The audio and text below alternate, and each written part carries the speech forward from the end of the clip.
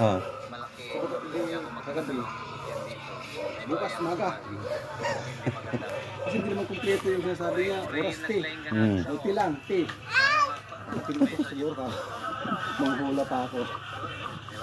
Yung minsan kasi hindi online. Online. Tawag lang siya. Eh kung wala naman ako, wala naman sa bahay, hindi mga naka-online. Napagkamalyan pa yan ha, na laging, di ba, kung minsan kailangan natin, deliver mo, parang inuupahan namin eh, yung mga kagawad dito. Kasi nagkaroon ng problema gawa ng yung connection sa TV is natanggal yung hindi namin napansin. Tagal ng video. Oh, kaya akala namin hindi namin ma-remedies yan. Kaya si Mrs.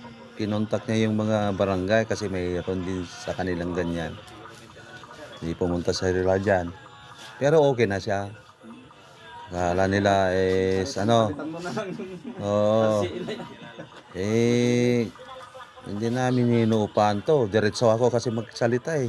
Diretso. Para wala nang paligo-ligo pa. Ayaw ko naman yung maraming chat-chat. Isa lang naman ang pupuntaan yan. Diba? Direct ko na. Para